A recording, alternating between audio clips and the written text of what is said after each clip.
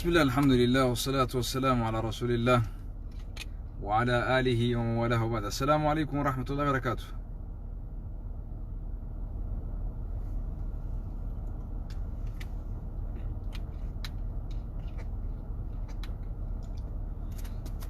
أي جرخين يسين آمين ربين حق عافي باطئي صدنوا باسو ولي في اللي نها قلتشو والنها تاسسو بلسو قبري تنانمو خباس ينيتو مرة قافتمنا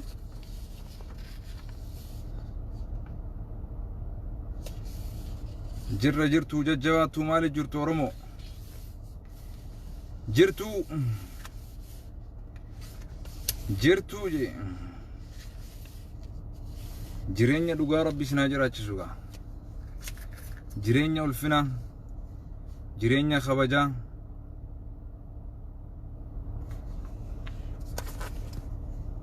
barreeffama dheeraa Jawaarsan sagaleetiin hojjijjiiraa jettanii bi'idhnillaahi tabaaraka wa ta'aala guyyaa rabbiin fedhe numa goona sunis hin oolamu.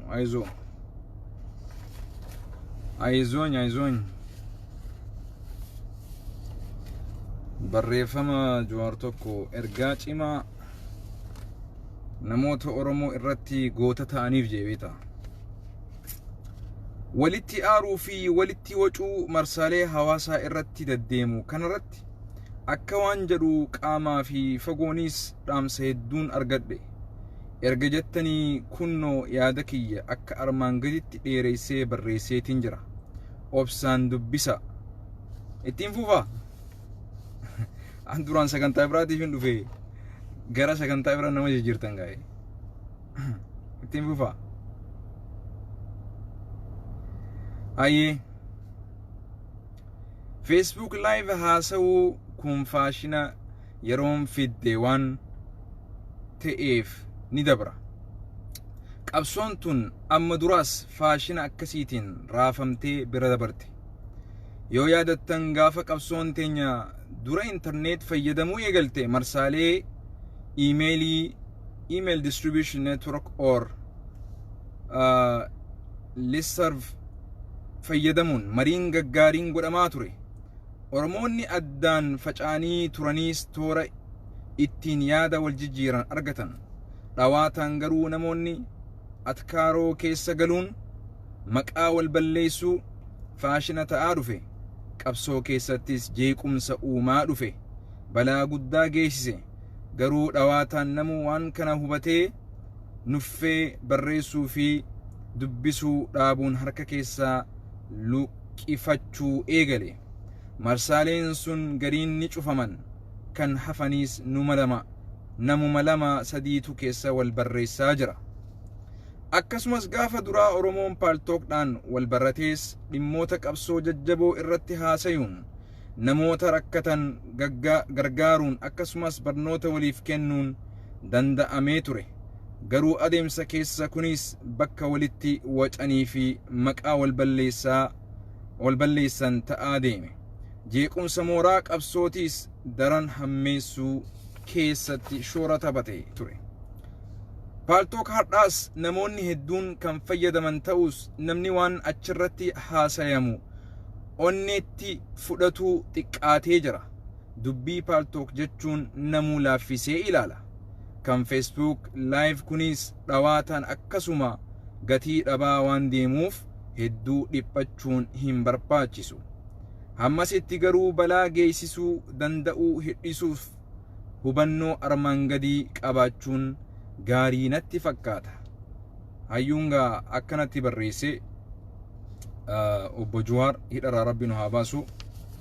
ani amma gaa peejii dila kana hunda dubbise jechuu obboleessu waan laaqanaas hin nyaanne dila kana hunda dubbisee gaa lafatti zawu jechuuf hin deeme jechuu gaafaan kitaabana isinii dubbisee fixetti. kanaafuu gara sagantaa teenya ijoo dubbii teenyattiin isinii dabara. yaa jarana assalaamu alaikum wa rahmatullahi wa barakaatu.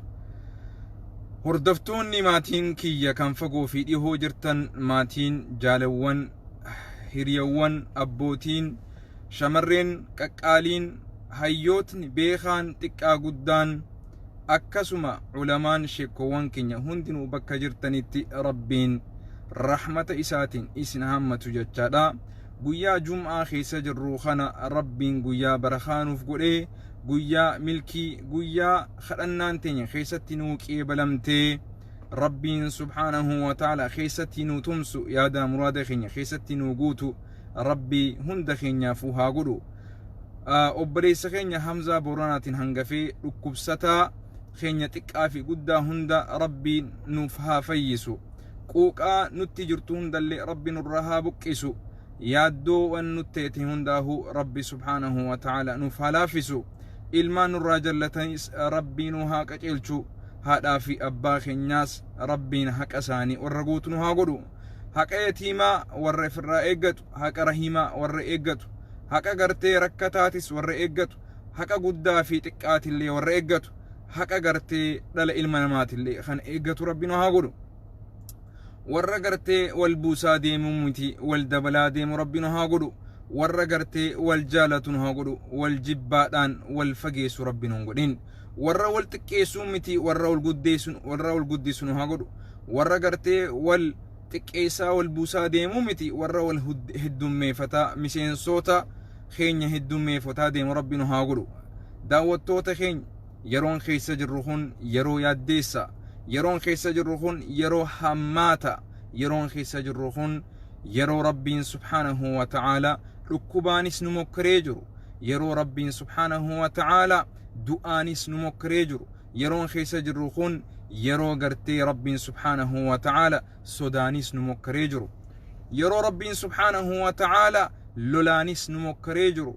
rabbiin aayata qur'aana suuratul baqraa keessatti dubbate rabbiin walanabluwannakum isinin mokkara bishay'in min alkhawfi والجوع ونقص من الأموال والأنفس والثمرات وبشر الصابرين آينس قوتون أك أمتخين يكابتيت دوبا ربين سودانين اسم مكرا وهينين اسم مكرا بيلانين اسم مكرا دعانين اسم مكرا مئان دبمسيسون اسم مكرا وركبانين اسم مكرا واحد دوران اسم مكرا يا رب سبحانه وتعالى وان مهون دانو أكب وان مكرين سن أمتخين يرتبوتيت دوبا beeltii ummata keenyatti banamtee jirti.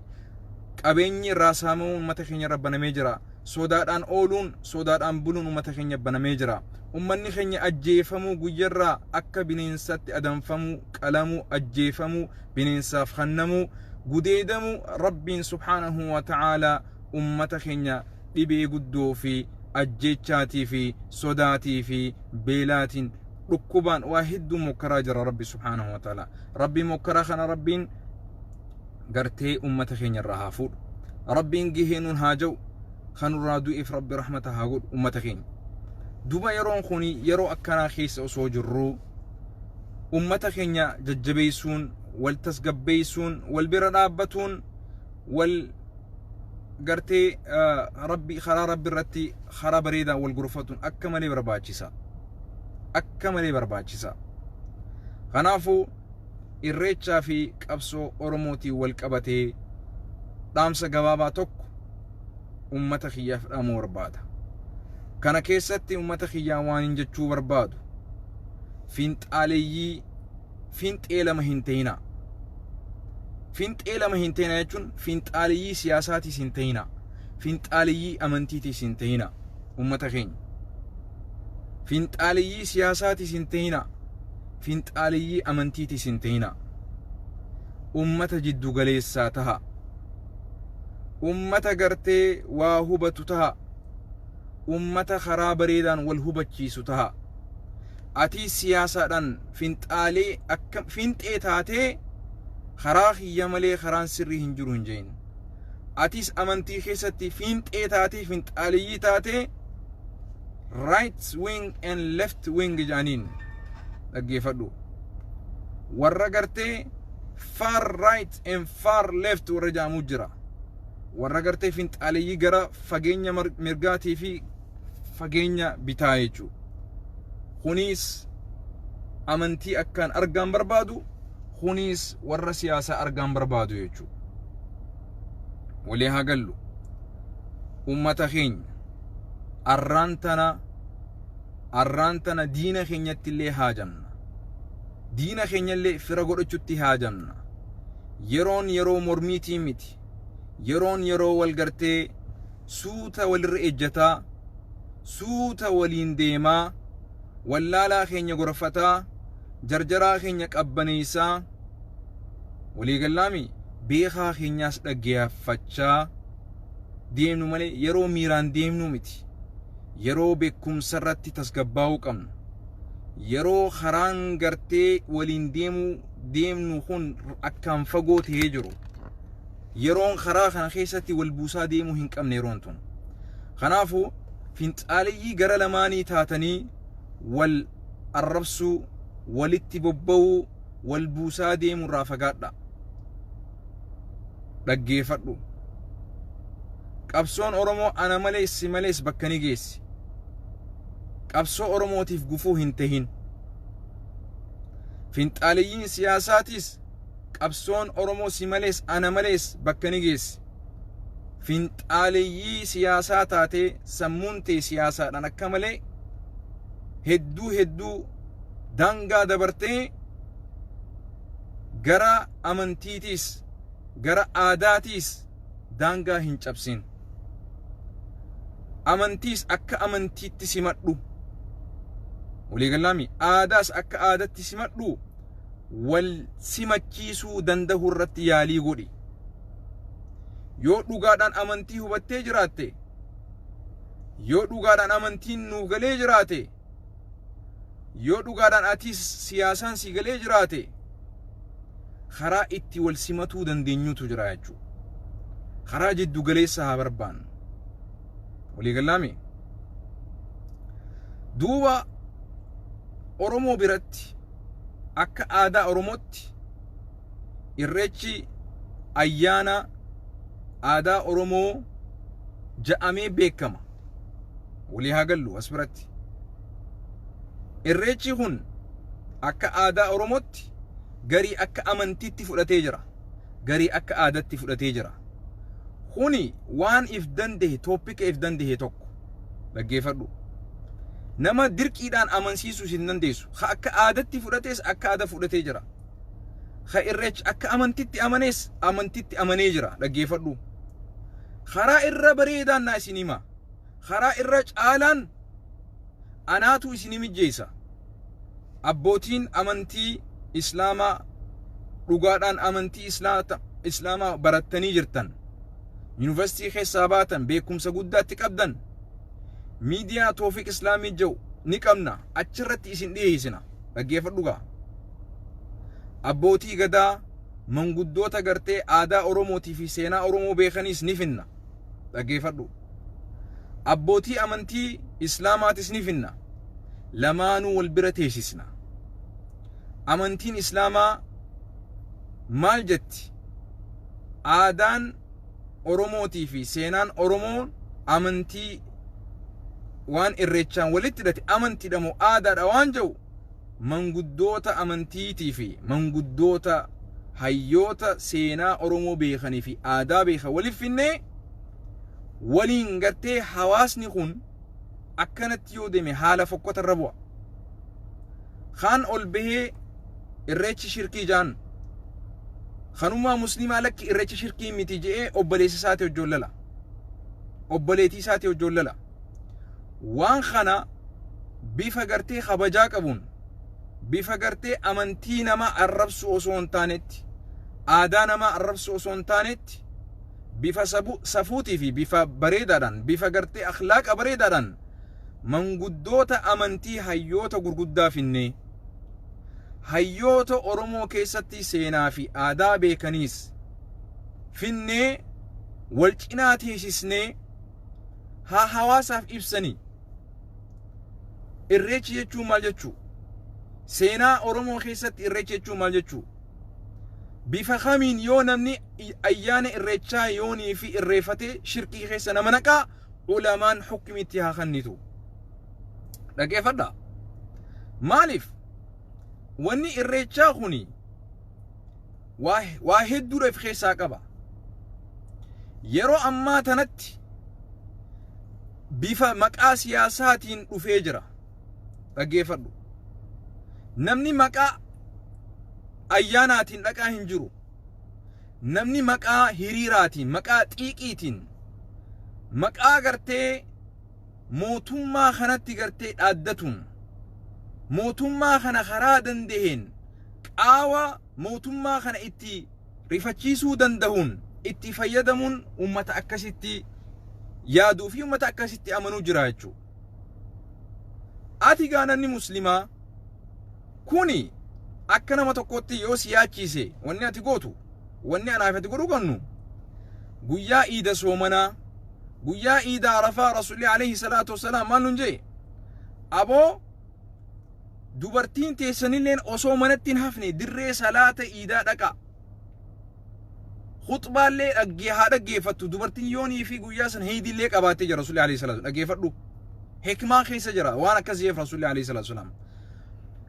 Guyyaa san guddina keessan heddummina keessanilleen diinni keessan argeellee haarifatuu jira rasuulli waan hikmaan achi keessa jirtu kanaa beeki. Afaanillee ja'amuu baatu jechuudha. Diinni keessan heddumminaa fi jabeenya keessan argee haarifatu. Dhaggeeffadhu. Mootummaa kana nutilleen guyyaa iida keenyaa jechuudha akka muslimaatti gaafa dirreetti baanee waliin salaan dubartii xiqqaan osoon hafiin gabba'u mootummaa hagas takka sodaachisaa turre kana hubadhu. Ummanni ayyaana irreeffatuus dhaggeeffadhu.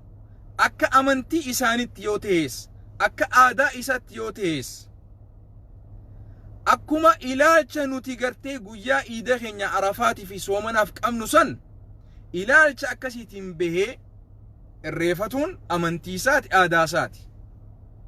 Anaa fi ati irratti duuluudhaan miti. Yoo ummanni islaamaa kan dhaqee ayyaana irreeffatu ta'e bifa kabajaatiin, bifa xiiqiidhaan hin guutamiitiin barsiifachuun dirqama kiyyaa fi dirqama keeti. Garuu yeroo ayyaana namaa hoggayyuu eeggattee ayyaana namaa maqaa xureessuu fi aadaa namaa maqaa xureessuun bifa amantii islaamaa ittiin barsiisanii miti. Kana hubadhu.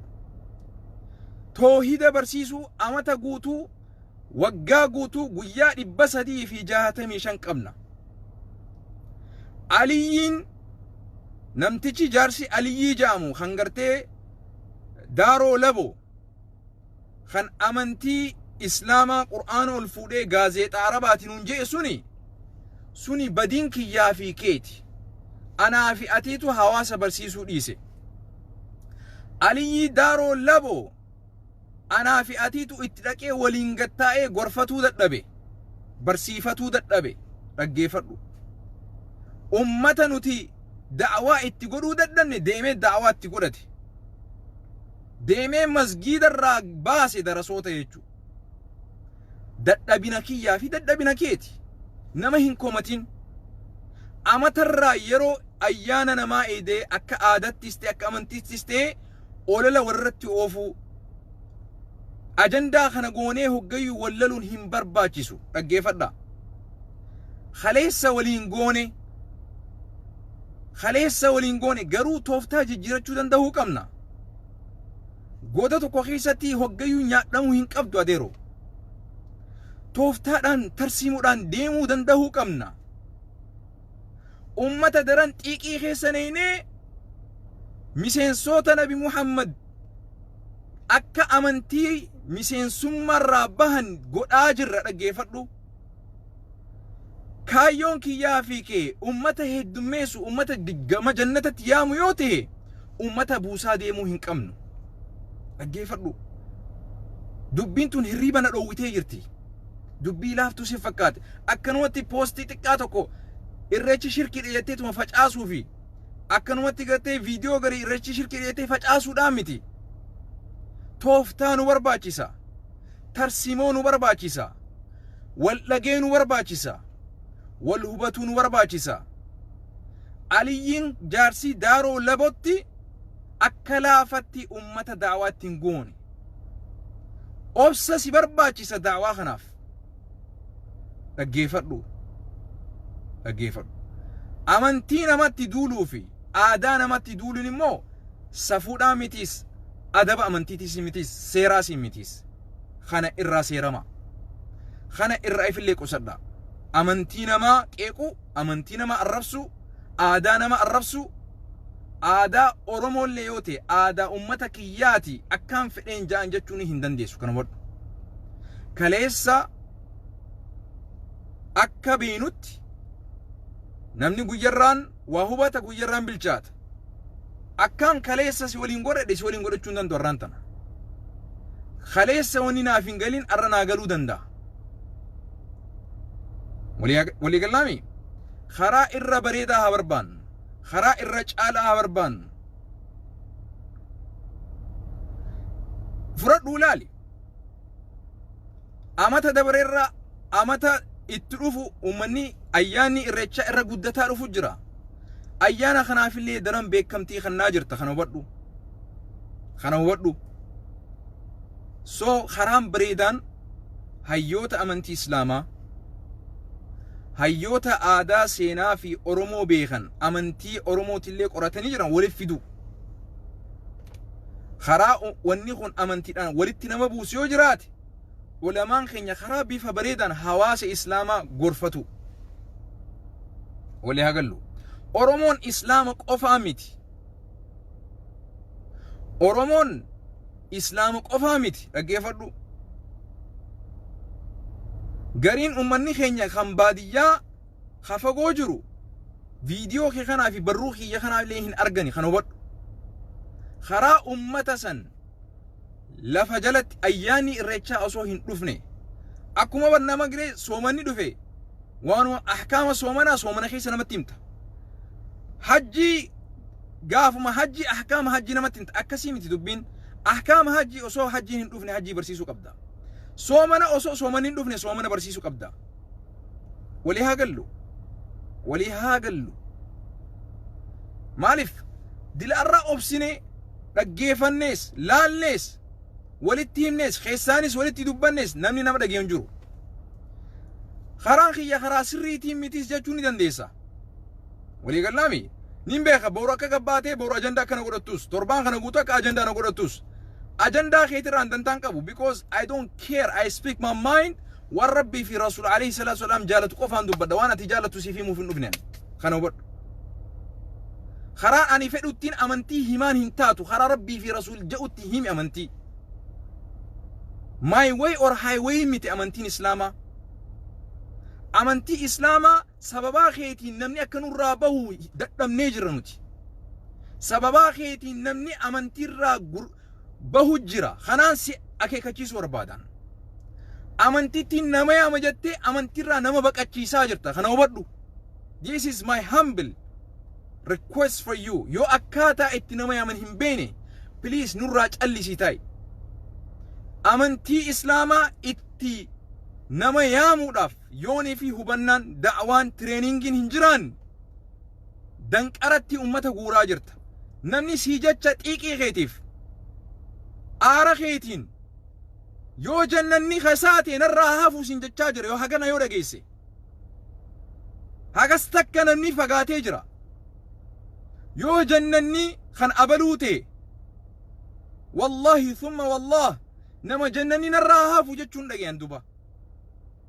hagas takka fagaatee jira namni amantiin xiiqiidhaan hin taatu kana wal dura dhaabbanna haga ruuhiin tiyya narraa baatuttiin si dura dhaabbadha bifa tolfadhu akhlaaqa tolfadhu amalee kee tolfadhu kastamara yoo arra kaampaanii takka hojjatte ati kaampaanii ati hojjattuuf suni yoo kastamarri kee sun kompleensi godhe atiitu balleeyse malee namni sun balleeyse sin hin ja'an akkaataa meeshaa itti gurgurtee san siitu balleeyse sin ja'an dhaggeeffadhu yoo dubbiin kasii galute yaa akhi kaampaanii rasuulaa keessa dhaabbattee waa gurguruu jirta akhlaaqaan ummatatti gartee islaamummaa gurguri adeero bifa bareedaan islaamummaa ummatatti yaami عمر بن عبد العزيز تكام عمر بن الخطاب تجيجان قالوا مو لا أصل له جاتشيسوني islaamummatti nama yaamii jeen osoo jecha tokko illee hin dubbatin hay akkamitti islaamummatti osoo waa takka hin dubbatin nama yaamne jennaan hojii gaarii keetiin ummata yaamuu dandeessa jee osoo afaanin namatti hin dubbanne duratti please hadara rabbi miseensa keenya nurraa hin luqqisina nurraa hin baasina wanni kun it is very serious. I'm telling you the truth.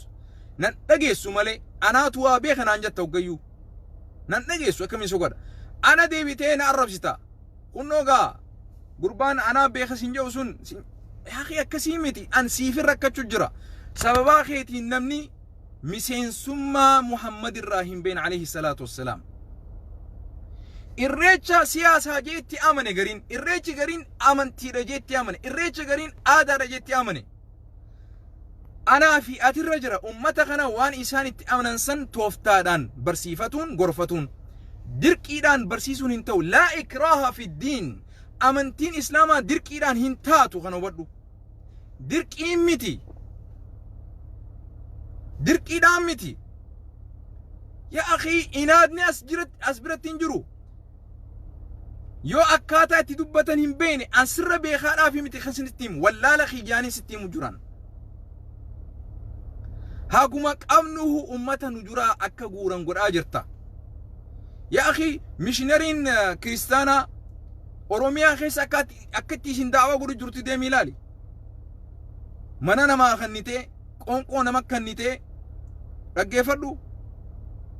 dhaggeeffadhu wanni guddaan ati irratti hojjechuu qabdu mishinariin kiristaanaa tan ameerikaati jira dhaggeeffadhu asirraa baajata guddaa baastee faranjii oromiyaa keessatti ergitee mana qotee bulaa keenyaaf mana kannanii fi dawaa adda addaa kannanii fi sossobanii haala amala kiristaanummaan akkanaa qaba ja'anii ummata fi maxxansanii ahaa edaa ummanni keenya sheetichee garii ni beetami achirra dhaabbatee nama arrabsa sa ummata naman arrabsine akkana dawaa namaa kan bilaashitti gartee nama wal'aanu qoonqoo namaa kan ummata akkanaa kan amantii kana amantiin dhugaa kana jee garas deemaa jechuu dhaggeeffadhu adeero dhugaan sitti hima waan garii waan dhoysuu hin qabnen dirree baasee sitti hima hagas takka ummanni fagaatee jira maaliif ummata gartee faranjii ququllaa deemtutti gabbaatee daawaan goone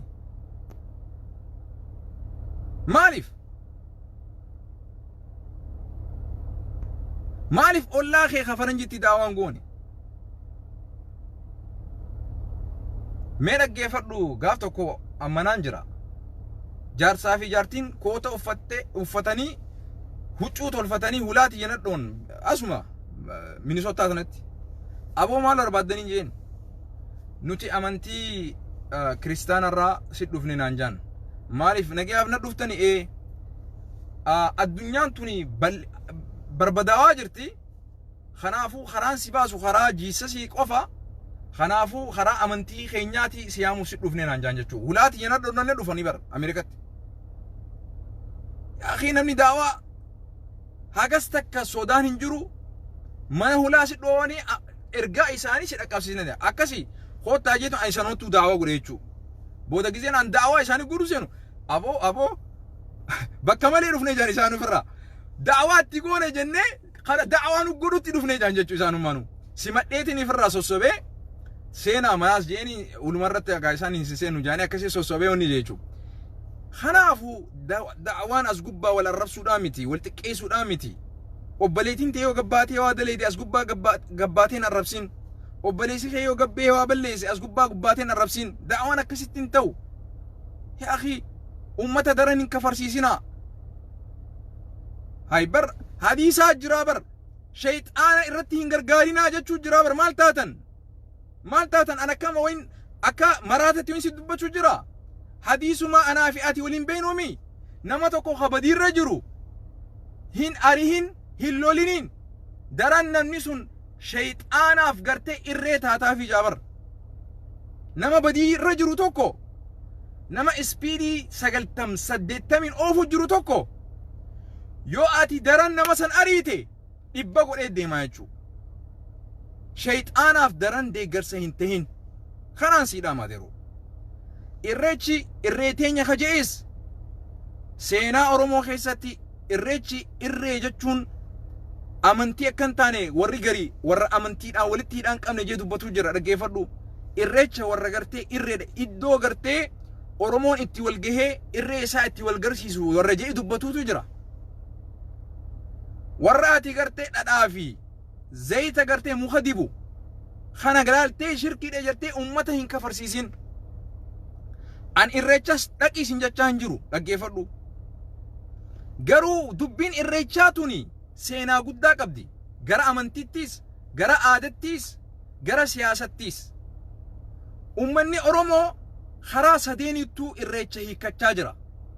Tokko gara amantitti hiikkachaa jira, tokko gara aadatti hiikkachaa jira, tokko gara siyaasatti hiikkachaa jira. Walii gallaami. Wanni kun amata 150 ol Oromoon akka siyaasaatiif itti fayyadamaa ture kan hubadhu.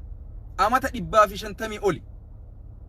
Osoo amantiidhaaf itti fayyadamanii, osoo aadaadhaaf itti fayyadamanii, Oromoon akka siyaasatti amata 150 ol. Namni muslimaa ka'aati irreechi shirkiidhaa hin dhaqin jettuun suni irreecha anaa fi atirra maybe waan inni beekuutu jira. Kaayyoon isaa kaayyoo siyaasaa je'ee kadhaquu jira. Bakka itti irreeffatan san hin dhaqu gariin isaa hiriiruma guddaa kana keessatti argamee mootummaa kana onnee mataa cabsuu barbaada. Dhaggeeffadhu. Niyyaa saniin kadhaquutu jira jechuudha. Uummata akkanaatiin shirkii daleedee hin ja'aniin dhaggeeffadhu. Wanni guddaan an siidhaan dhaggeeffadhu moolida irraa dubbadhu. Moolida gaa adeera keetiiti godhan dubbattu re. Moolida sheekha ganda keetii kasi guddiseetu godhaami hin dubbattu warri hin beeka. Moolida gartee warra keessan kasirraa atirraa dhalatteetu godha hin dubbattu hin beeka. Si dhooree dhufee si dho'a hin dubbattu irreecha dubbachaa ooltu namni si dubbatu hin jiru. An irreecha hin tuqini miti dubbiin as biratti. Yoo irreecha irraa dubbatte seenaa qoradhu. Yoo irreecha irraa dubbatte aadaa qoradhu. Yoo irreecha irraa dubbatte gara amantiitiin irreechi maali jechuu qoradhu. This is only my humble suggestion for you. Yoo irreecha irraa dubbatte anama irreecha irraa dubbachuu dhiiseetiin jira. Waan in irreecha irraa ani beekurra waan ani hin beenetu guddaa. Kitaaba hedduun dhiyoo tana dubbisu seene waa'ee irreechaa kana qorachuutti. Gari akka amantitti kitaaba miti internet gubbarratti jechuudha. Gari akka amantitti irreecha kana ibsa. Gari akka aadatti irreecha ibsa. Gari akka siyaasatti irreecha ibsa. Dhaggeeffadhu. Waa sadiitu asitti walitti qabamee jira. Kanaafuu irreecha arrabsuu fi qeequun bu'aa inni sii qaburra miidhama inni si fidaa jiruutu guddaa. Namni Islaamaa tokko waan shirkiin ta'e kan beene hin jiru. Walii gallaami.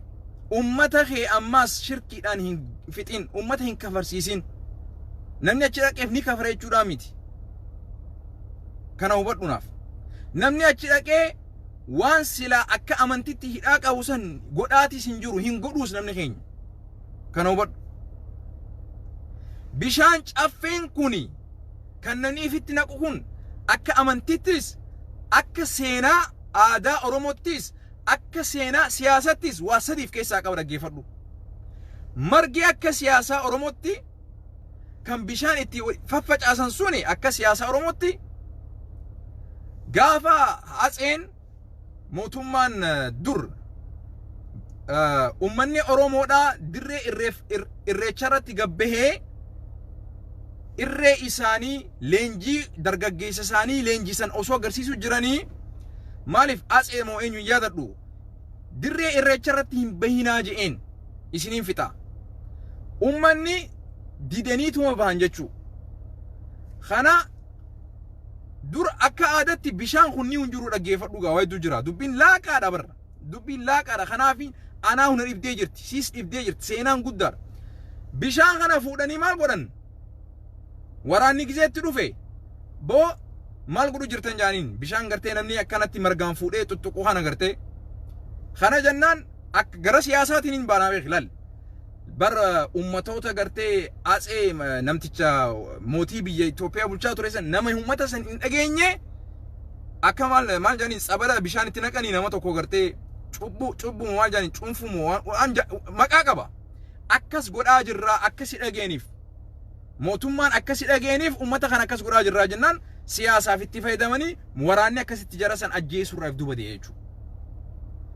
Kaayyoon isaan achi dhaqaniif kaayyoo biraa ture.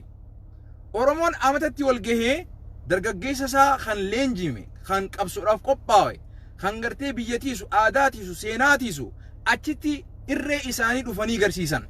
Leenjii amata guutuu wadhan achitti eebbifaman. Wal eebbisan akka siyaasatti dhaggeeffatu. Akka amantitti margi